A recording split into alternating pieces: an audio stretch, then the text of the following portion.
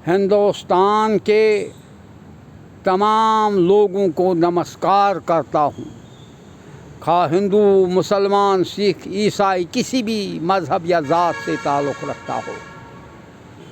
आज मैं आपको यह वार्ता सुनाता हूँ। कई दिनों से मैंने फेसबुक पर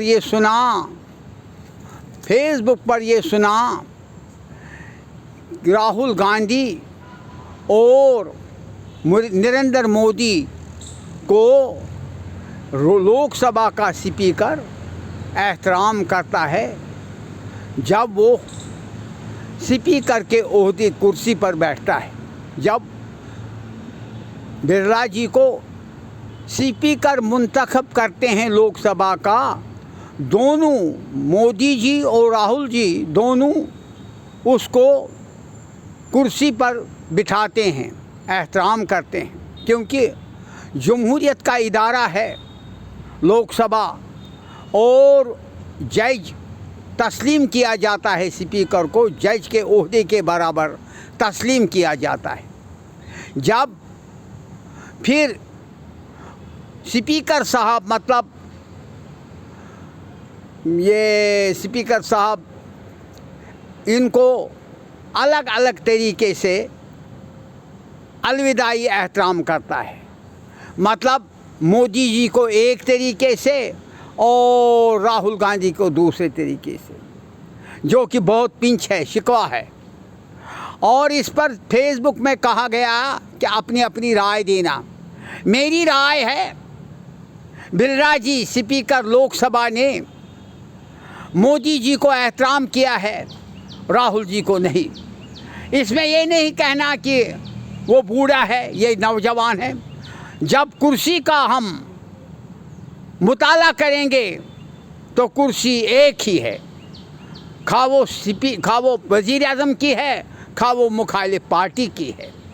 इस पर मुराद शिकनी हो सकती है, लेकिन उस वक्त कांग्रेस वालों ने या मुखालिफ पार्टियों ने ऐतराज़ नहीं उठाया और या तो राहुल गांधी को मजाक किया। अगर एहतराम किया होता तो ज़रूर मुखालिफ पार्टी मुराद शिकनी बिरला के ख़राब करती। यह ऐसा वाक़ा है, इसकी मुशाबत में देऊँ, जब अटल बिहारी वाजपेयी का मृत्यु हुआ तो उसने लवाहकीन नहीं आए, 2-4 दिन कोई लवाहकीन नहीं आया था, क्योंकि उसने नॉमिनेशन दी थी, वो दी नहीं मुतलिका लवाहकीन को इशारे से पता था। लेकिन लाश के साथ हाथ लगाना कानूनी जुर्म है जब तक न कुछ सबूत अपने हाथ में हो जाएंगे। जज कहता है, अदालत कहती है लिखत पढ़त सबूत, वो था ही नहीं लवाहकीनों के पास, दिया ही नहीं था। इसके बाद जब उसकी लाश उठाई गई, उसके सिराने के नीचे मेरी किताब थी, मेरी किताब, उसका इशारा था ये मेरा लड़का है, इससे फ़ोन करो या किसी भी जगह बुलाओ ताकि वो मेरे रसूम अदा करें। लेकिन वो किताब जिन्होंने देखी मजाक उड़ाया।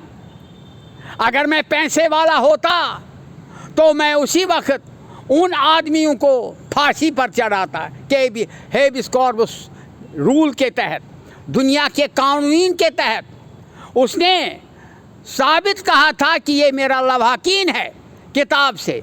उस पर मैं शुक्रिया करता हूँ मुखालिफ पार्टी, उन दोनों की मुखालिफ पार्टी का जो लीडर था वो जनाब मोहतरम आज़ाद साहब था, उसने मुझे बुलाया।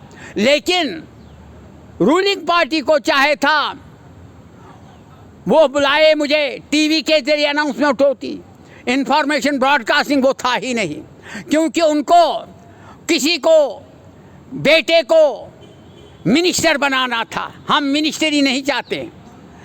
मरते दम तक अटल जी ने अब आपने लवाहकीन नहीं कहा, क्योंकि करप्शन में हो जाए, ये मत बदनामी हो जाए कि इसने करप्शन किया।